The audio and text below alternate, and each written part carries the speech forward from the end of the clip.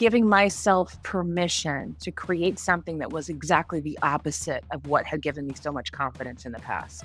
My identity was so based on what I had done and produced and delivered that I needed a shift to that and discovering who I was being again. And that led to me abandoning those scorecards for success that I had in the past. And that was hard. That was agonizing. There's still people to this day who do not understand the decisions I made. And I don't care because I'm happy. I don't know what's scarier, staying where you are in that space of already being uncomfortable or stepping into something new, which is also uncomfortable. 9 times out of 10, that new space that's uncomfortable, you'll acclimate, you'll figure it out. Staying where you are is not the answer. Hello, everyone, and welcome to the Intentional Advantage Podcast. I'm your host, Tanya Dalton. This is episode 290. And what you just heard there is a little snippet of what we're going to be discussing in today's show. Our theme is liberation, letting go of what everybody else thinks. So often in our worlds, we are living by other people's rules. We're letting our scorecard of success be based off what everybody else is doing and what everybody else thinks. And I want you to let go of that. I am so excited because today on the show, we are going to be talking about finding the magic in your everydays. And yes, there is absolutely magic in your everyday lives. We are going to be diving into the benefits of aging. We spend way too much time talking about bottling youth when the truth is, it would be amazing to bottle aging. I give it to the younger people because truly there are so many benefits, so much wisdom that we receive as we age. We're even going to be talking about when is a woman in her prime. We're going to have a lot of fun on today's show. I am excited because I have Allie Brown joining me today. She is one of the world's most recognized coaches for women entrepreneurs. She's been on the show before. She is a great friend of mine. She's also the host of Glambition Radio. She is the founder of The Trust, a private premier network for 7- and 8-figure women leaders. She has been included in the Inc. 500 list of fastest growing private companies. She's also a Forbes Woman to Watch and an EY's Winning Women Entrepreneurs. She is an incredible woman. We're going to have so much fun today. So let's go ahead. Let's dive into today's show. There's a spiritual art to work and life. I'm not talking about sitting in silence on a mountaintop or chanting mantras for hours a day, but finding meaning in your work in everyday life can increase your productivity, boost your happiness, and yes, make you feel so much better about your days. I'm Tanya Dalton, a best-selling author, motivational speaker, 7-figure entrepreneur, and oh yeah, wife and mom. So I get it. I understand the stress of daily life. But as a productivity expert, I'm here to help you choose the extraordinary life. This season, we will be exploring work, parenting, personal growth, and more. Because when you choose to be intentional, every day can be filled with meaning. Let's create the world we want our daughters to live in. This is the Intentional Advantage. Allie, you and I were like, okay, we have to hit record because we have been, before we get started, I'm like, okay, we're going to talk about a few things and get ourselves warmed up. And then you and I were already off and going and already saying things that we should have had record. We couldn't get off the pre-call. We just had so much fun already. But now we're going to have more fun. We always have fun. One of the things that we were just talking about that I think is kind of funny is I was prepping you for what we're going to be talking about. But I said, we're shooting for somewhere around the 30-minute mark, maybe a little bit less, a little bit over. And it's funny because when I first started this podcast 289 episodes ago, I was really, really strict and adamant about it had to be 20 minutes, almost to the nose, like so precise 20 minutes, because that's what people expected of me. And this is what I said I was going to do. And it was so claustrophobic. I love that this is so much more open and easier, and there's a lot of ease to that. And I think that's probably where we're going to be talking about today. You basically got me till the DoorDash arrives on the hour, because you can't let I'm in the Phoenix area. You can't let anything sit on the porch for longer than 30 seconds or it will explode. It's already very hot here. So I think I got lemongrass tuna today, and it's like a cold dish. So I do have to go get that. But you have to get that. So the DoorDash I have no one here is our today. limitation. We have the DoorDash arriving, and so otherwise Allie is here. I'm excited about this because you and I, we were just talking about this idea of liberation, which has been a big theme for you. I know. And I think I said before we hit record, loosening up the corsets. You know what I mean? Letting things go a little bit less structured, less rigid. It is a busting out. We were busting out. I like that metaphor. I actually just thought of that. You said it before and I didn't think of the visual, like busting out. Oh When you yeah. take off like that tight bra at the end of the day, that type of feeling. I don't think there's many things better than that time when you're taking off the bra at the end of the day, quite frankly. But it is, it's like this loosening up. And I have been watching you and you've been watching me, and we've been going through this in very much the same way.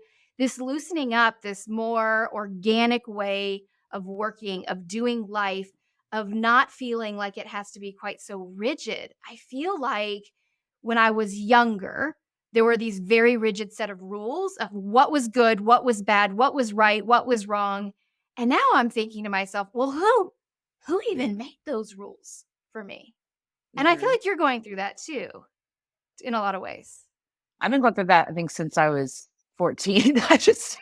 I've, I've vacillated between, I have an immense disgust for authority and structure and format. And at the same time, parts of me are scared what will happen if I don't have that as a real part of my business and my life. And I think those are the Mm, two places we kind of vacillate. And because it gives us confidence, it gives us something to follow, right? And I do think there's so many layers to this conversation. I mean, there's like my personal story, and even many people who have been following me know like 10 years ago, my business was completely different. I mean, I was scheduled every 5 minutes of the day, and that we had programs for programs for programs. We had just, I mean, all this complexity. Then I went through this period of nearly wiping the slate after I had my kids, which is a great time when you really question what's this all about, and then getting back to a very simple business model, right? Which I continue today. I simply run the trust network for the women, all the amazing women like you. And then I do private coaching, and that's all I do. There's that business model level of it. But I also see so many of us going through it personally on this personal level, vacillating between the lives that I think we thought we were putting together, checking the boxes in a certain way, because that will lead to our happiness, to now I see women just doing 180s, like they are cleaning the slate, they're cleaning out relationships, they're cleaning out just all these things to make room for either new dreams or dreams they always had underneath. It's such an exciting time, and that's why I want to talk about this, because it's as if there's two different worlds right now, and there's the people who are insistent on doing things the old way, and then there's those of us who are, it's like I feel like corks are popping, like there's been these bits of liberation. And mhm. every time we see someone do something like this or do something like off the norm, like homeschooling, like I did for 2 years too, right? It's kind of just popping our cork too. We're like, "Oh, boop," like boop, boop, all these little ideas and this liberation. Everyone's gonna do their own thing right now. That's just how it is, and it's an exciting time for that. I feel like we were all sold this bill of goods that there was this starting point and this end point and this life map we were supposed to follow. If you did X, you were going to achieve happiness. If you just did these couple of things, you jump through these hoops, you bend and twist and make yourself work for this, whatever this map was, then it's all going to work out. And then all of a sudden you realize this is not at all what I signed up for. This is not what people told me it was going to be like. And I think there's a little bit of us that worries, "Oh, am I failing? Am I not doing what I'm supposed to be doing?" I used to say to myself, "Just let me be on the right path. I want to make sure I'm on the right path." And the funny thing is, I was always on the right path. It didn't matter if my path went left or right or went around in a loop. It was a path that was designed for me. And I think Mm. that realization is something that's really been dawning on me recently. It doesn't matter what that path looked like, 'cause it was always meant to be mine. I That like way? that because visually you think of like, do I need to be over here? Do I need to be over here? But just like right now, where I am is perfect, and whatever I need next will appear. And so you're creating that path as you go with what's presented to you, what's in front of you, just kind of what happens. It's this new organic way of working that some of you listening to this right now or watching this will be like, oh my God, this is how I'm living. Some of you will be like, I have no idea what you're talking about. And that's okay.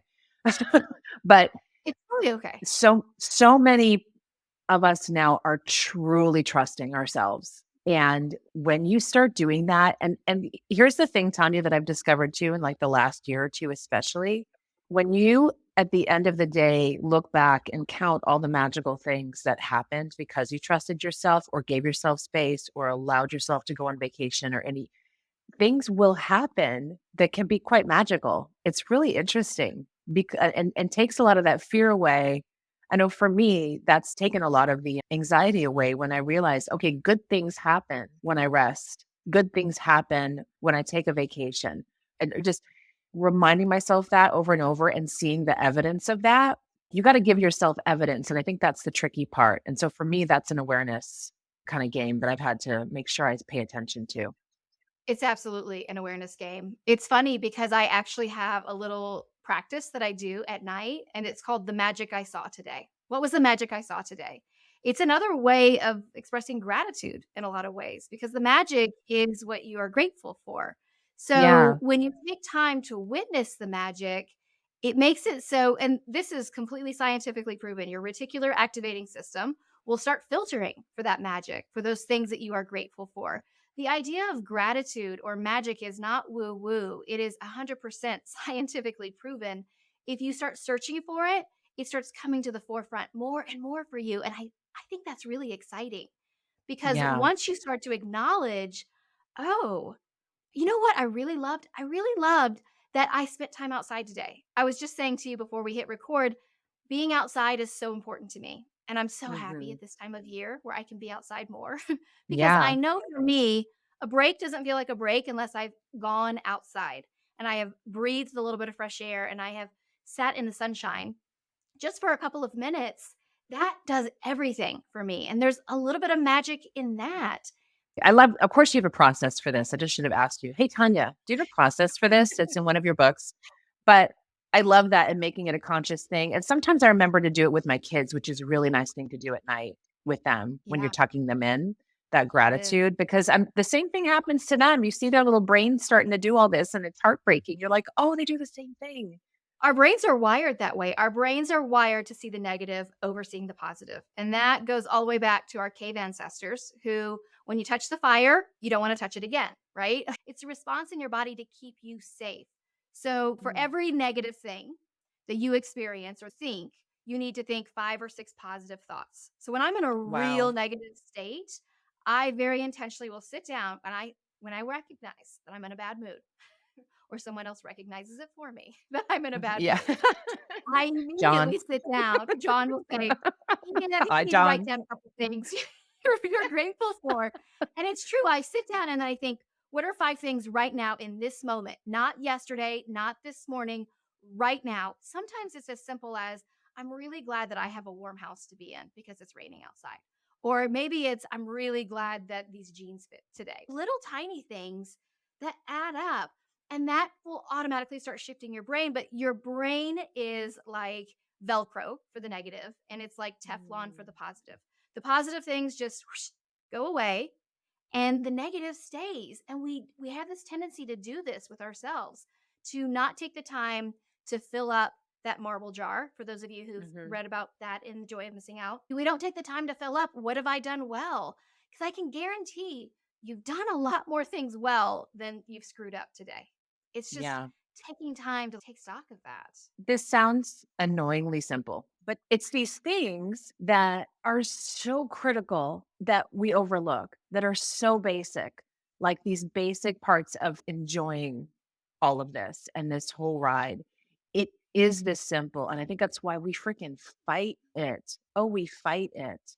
And I'm fighting this now. We were talking earlier in the pre chat too about, you know, I'm finding myself now in a place of being okay working so organically that I know if anyone else came into the business right now, they'd be like, "How are you doing this?" And just feeling into my day, feeling into who I need to call. I mean, I have notes, I have paper, I have a computer. You know what I mean? Like Right. there's things like I have got, we have like, we keep an eye on things and there is a basic framework, but personally how I'm being and leading now, I almost beat myself up over it because and Mhm. from your perspective, does that come from thought it comes from being scared of what happens if I don't do all the things that I used to do in the business, right? Checking the boxes Right. and having the Mhm. spreadsheets and doing things very methodically. There is a fear that if I don't do all that stuff, what will happen?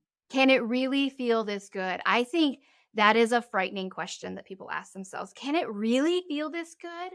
And the answer is yes, it really can. But the problem is we have been so conditioned, so trained, so conformed into what we are supposed to do that when we do something that feels different, it feels wrong. It feels naughty maybe or ooh, who am I to do that? And it's funny because this ties in really well with my Oxford talk. For those of you listening today, my Oxford talk just came out last week and it is about how we're all living to this very antiquated work model of the 40-hour work week, which was invented Still, in yep. 1926. 1926 by Henry Ford. Now, at the same time, they were still using leeches and mercury to cure diseases. It Right. is an outdated model, and yet we feel like if we're not working a 40-hour work week, or if we're not doing this 9 o'clock to 5 o'clock, or whatever the hours are for you, that we're doing something wrong and it's all gonna fall apart. It's just a house of cards. And the truth is, when we give ourselves that space, when we give ourselves that room, we allow space for more to come in. We allow Mhm. space for more goodness to come in. And then it's not a question of, is it okay to feel this good? It's, oh, it really does feel good. It feels Yeah. amazing. Yeah. And even when we have these freedoms now, being able to travel and work from anywhere and all this stuff, it's still really hard to shake that programming. I mean, I grew up seeing my dad work that 40 plus hour work week when we all got into the working world, when I was young out of college, this is just what you do. And I only worked in the real world for like 7 years, maybe max. Honestly, when I say real world, I mean, I had a job with the W-2 and paycheck and, had to be there and stuff. Right. And I still remember when I started my first business, I was at my desk at like, 8 a.m. I had no one calling or anything or expecting me, but I felt like, okay, I got to make this shit work. Like I was Right. sitting and ready. And even now, it'll still kind of come back and bite me sometimes and be like just nibbling at me, during the day. Like, oh, you need to be available for everybody, or oh, you should be at your desk right now, or just it's it's really hard to shake that. And so I'm actually going to apply what you just said. When you look at all those good things that happen during the day, I'm going to add a layer to this. And also, where did they happen? Where did they happen? Was it when you were at your desk? You know, when you're at your desk working on spreadsheets, or was it when you were at the pool? Is it when you were taking a walk? Is it when you were with your kids, right? Because that for me, because I need my evidence-based boost, I'm gonna add that onto that. I love that because we all know our best ideas happen when we're in the shower or we're driving in our car or we are somewhere away from the desk. And that's because our brain is continuing to think on whatever it is you're working on, but it now has space to explore. You're letting it outside of that little jail so it can actually enjoy itself and it starts looking for creative solutions and ideas. So 9 times out of 10, when you find the magic, it's not gonna be sitting in your desk chair. It's going to Yeah. be somewhere else. It could be going and having your lunch at the park outside of your office. It could Mhm. be sitting in your car waiting for your kids while they're at soccer practice. It's these places that it's unexpected, and that's why it's magic. Yeah. Because we expect it to happen in this very constrained, very narrow space of work. And work looks like this. For you Mhm. watching your dad, for me watching my dad, this is what work looks like. It looks very masculine. It looks like traveling a lot. It looks like working long hours. It looks like getting up and leaving the house at 6 o'clock in the morning. For me, that's what I thought work looked like because that's what my dad did. And it's taking all of that and flipping it on its head. I Mhm. feel like so often we are living to these models because we're worried about what is everyone else going to think if I Yeah. do go outside, if I do take a break, if I do stop the hamster wheel and I hop off? What is Yeah. everyone else going to think about that? This leads to the conversation that I've been having for a long time. I know you have too, Tanya. What are the metrics we are now honoring for ourselves and how we measure our success? For the longest time, I'm gonna share, mine was money. Abso-freaking-lutely. I mean, that was the whole point, wasn't it? That was the point to work your ass off. That was the point to build this company. That was the point. And when I was younger and had a lot more energy, I was like, yeah, I'll be at my desk and every 5 minutes I'll be doing all this stuff. And it was fun for a while. And then for me, I know for those of you who know my story, when it came around to, gosh, it was about 2010, I was invited to be on Secret Millionaire. And I've shared the story a million times. When I was on that show, and then also a few other things happening in my life at the time. My dad had passed in 2008. After working those long weeks, like what did that get him in the end? He died. He had a heart attack and died. A lot of things kind of come together in my mind going, okay, is this kind of it? Like, what am I going to be doing the rest of my life? And am I going to just be like launching like forever? Like, is this what we're doing? I don't want my epitaph to say, she was an online marketer. Like that was, my gift to the world. I'm like, what else is there going on? I started taking things apart. The scariest thing in that whole journey, though, in the whole journey was me giving myself permission to create something that was exactly the opposite of what had given me so much confidence in the past. That's where I was previously untouchable. And this was like a whole new place for me to go where it wasn't about what I was doing. It was about being okay with the fact that personally for myself, like I've proven myself and what am I creating next? My identity was so based on what I had done and produced and delivered that I needed a shift to that and discovering who I was being again. And that also led to me abandoning those scorecards for success that I had in the past. And that was hard. That was agonizing. People ask me today still like, what's the hardest thing you've ever done? And they're expecting even like motherhood, which is a close second to what I'm about to share. Geez, I mean, I had no idea.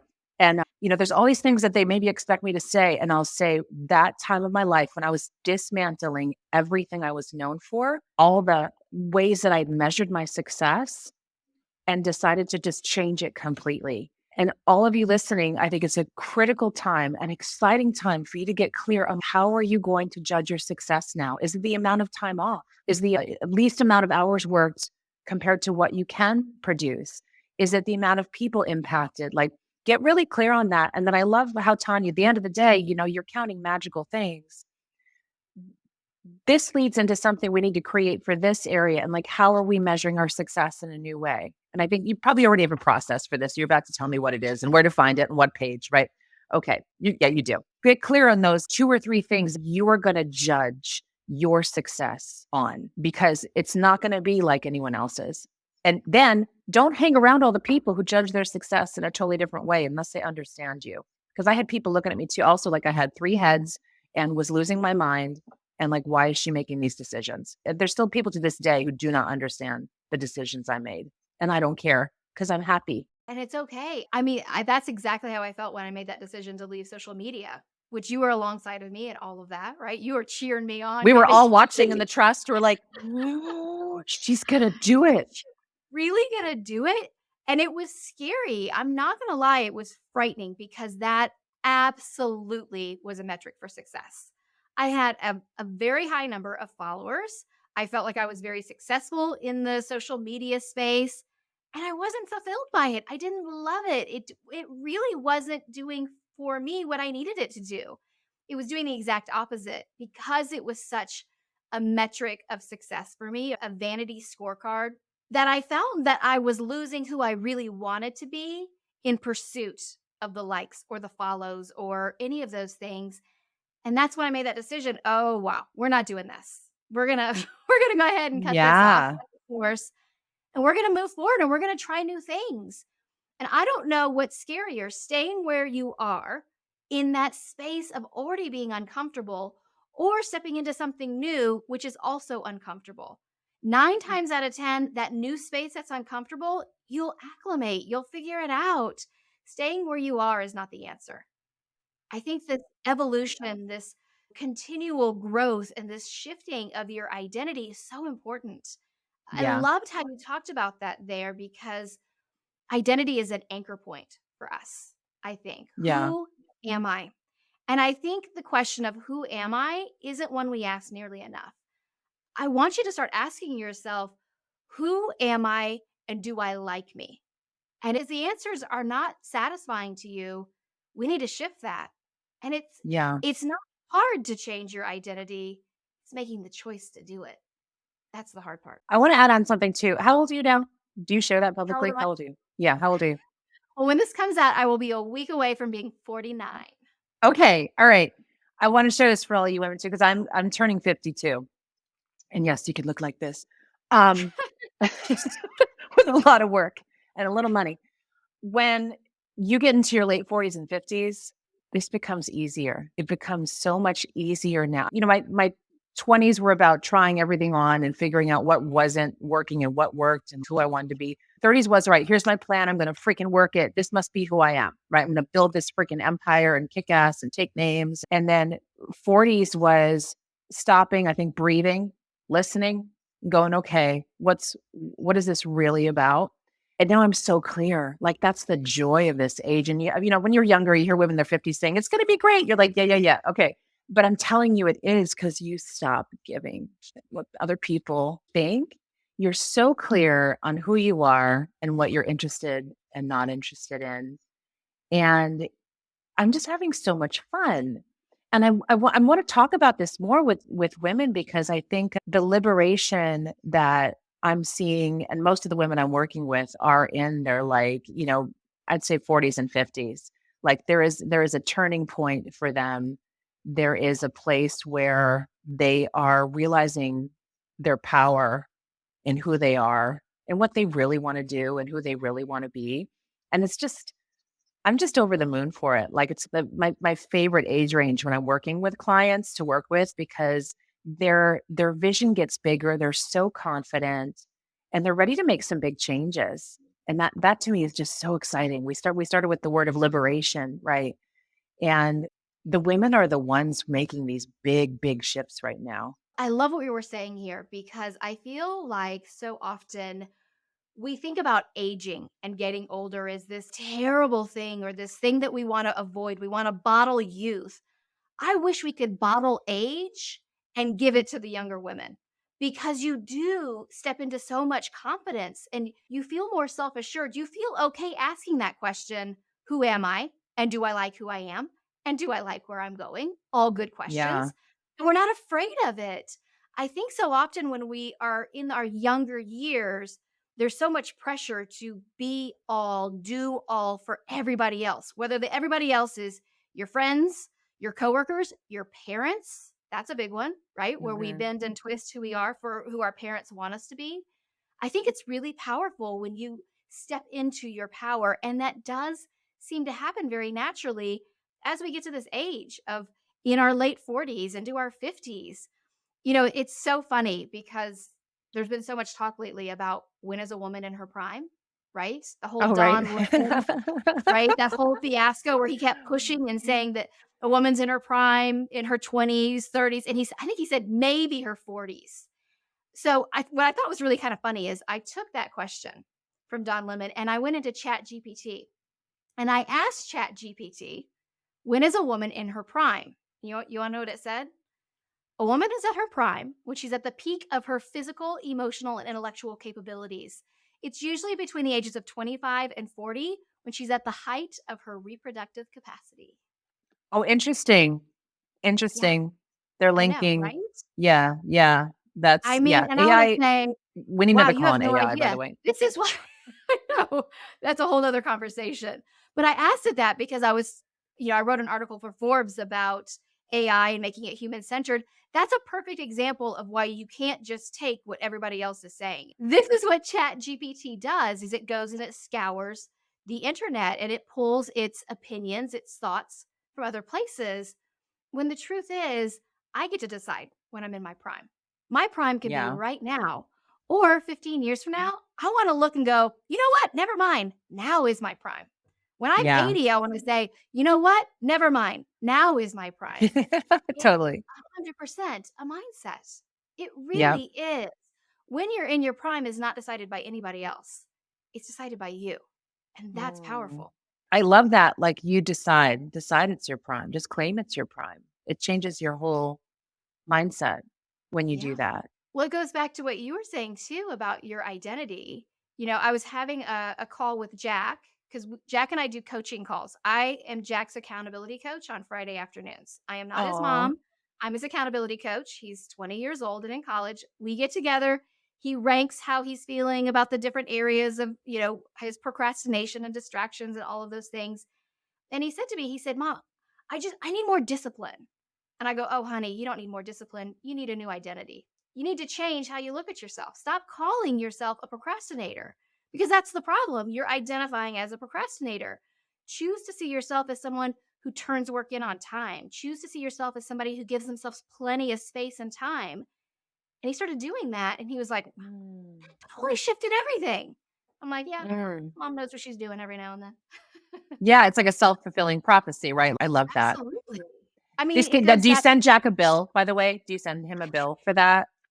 I know the problem would be I'd have to pay the bill Yeah. anyway, so he's pseudo adulting at this point, which means he's Yeah. kind of an adult, but I'm still paying the bills, so yeah, no bill, no bill. Yeah. Just But getting ideas from you. Mine are ways off from college, but thinking through yeah, that has been what I'm an gonna send them absolute the bill for.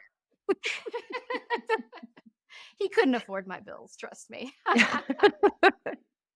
Yeah. But What a lucky but it kid, goes though. back. Yeah, well, I think that's the thing is I realize that's one of my gifts. That's one of the things I'm really good at. So why not give that to my kids, right? I know I can identify myself as a really good coach. I'm really good at coming into situations and seeing what needs help. So taking off my mom hat, that identity for an afternoon, Fridays at 4 o'clock is when we do it, and putting on my coaching hat specifically for my son has been really interesting and fascinating to watch because he opens up in very different ways for me and talks about some of his struggles and some of the things that he's been challenged by. So it helps him in many regards. Like it helps me, right? But it also helps him. So it's been really interesting to watch. But I think it does go back to that whole idea of the magic, right? Seeing the magic, choosing who you want to be. Do you want to be magical or do you want to just be who you've always been? And the energies right now are so supportive of this. Really, if you're listening to this and you're kind of feeling what's going on, I'm not going to get too woo woo deep today, but there is an ascension of energy right now for people who want to be more this way and work more this way and be more organic and human led and feel our way into things. And it's there. Just like tap into this current right now. So take a chance for yourself today. Recognize the magic that Tanya is talking about. There's all this stuff is even more powerful right now. It's kind of the stuff that we all, at least me, I heard and learned about years ago and started doing some of the, focusing more on what I was thinking and, attraction based success and things like that and getting more aware of that. But man, now stuff's happening quickly. Like if you tap into this stuff right now, you're on fire. Like if you tap into this magic right now. I think you're absolutely right. And I think it is tapping into who you are, how you want to be, what your identity is, what the magic is that you're experiencing in the world. It's really it goes back to what we were talking about earlier. It's not rocket science. None of it is difficult or complicated. It's astoundingly simple. Mhm. It's how you choose to think. That completely shifts and adjusts your reality. We're in Mhm. complete control. We have full dominion and authority over what our world looks like in so many regards. Yes, there are things outside of us that we cannot control and political things and things happening in the world, but there's so much we can control. I think we lose Yeah. sight of that. I think we Yeah. forget. That's a good one to end on and leave people with really, I could be guilty of skimming the news a little too much because it's like just crazy. Like it's just it's like Now. I'm skimming the headlines going like, okay, cuckoo, everything's gone cuckoo. Mhm. And then I get back to like what am I controlling today? What is within my control? And then focusing on that and the magic of that and the power of that. I think that's where you and I align really well, Tanya. Oh, yeah. We absolutely do. Allie, we could talk all day, but your I DoorDash is know. about to arrive, We have to do this unfortunately. again. We'll do like a part 2, deeper Yeah, dive. absolutely, absolutely. So, Allie, why don't you leave us with a final thought? If you could give the listeners or the people watching this on YouTube one piece of advice, one sage statement what would that be? Mm. Trust yourself. It's so true. And it's so That's it. powerful. So simple. Thank you so much, Allie. I hope you really enjoyed that conversation with Allie Brown today. I know I did. I think that's what I'm really enjoying about this season is just the organic nature of these conversations. I find that in my private life, when I'm not hitting record on a podcast, this is how these conversations go. We go really deep with each other and we just let down the facades, we let down the guard and we allow ourselves to be vulnerable. I think my favorite thing that Allie said in today's show was she said, "My identity was based on what I had done and produced and delivered, and I needed to shift that to discovering who I was being again." And that led to abandoning the old scorecards to success that she talked about. And she talked about how that felt amazing. I think there's so much that happens when we let go of identities. That is definitely a theme I have been exploring in my own life, in my own world. I'm actually planning on doing a show on identity later this season because I think it's so important. But what it all boils down to is this concept, this idea of trusting yourself, trusting that there is magic out there. I want to encourage you to do that activity I mentioned on today's show, the magic I saw today. Just take a few minutes at the end of your day and write down what was the magic in today. A lot of times it's looking deeper than just what am I grateful for?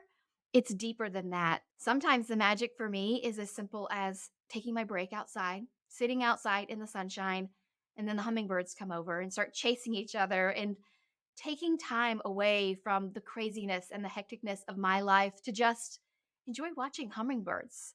There's little tiny bits of magic. Sometimes it's noticing the coincidences in my day or the synchronicities or the things that I wanted to have happen that did happen. So take just a few minutes. I have a little journal that I leave next to my bed. Inkwell Press has fantastic journals. Grab a journal, keep it next to your bed, and you just jot down a couple of things. Your brain will start filtering for that magic. And truly, that's when you feel like everything shifts because there is magic out there. Ah, so much magic. Today's show was amazing. I did want to remind you that I did talk a little bit about my Oxford talk on today's show. And I mentioned that next week is my birthday. I'm going to be the big 49 next week. So, one way that you could really help me celebrate my birthday is going and watching my Oxford talk. You can go to tanyadalton.com/Oxford. It's called How Time Management is Killing Your Productivity. And it's got some similar themes to what we talked about here today.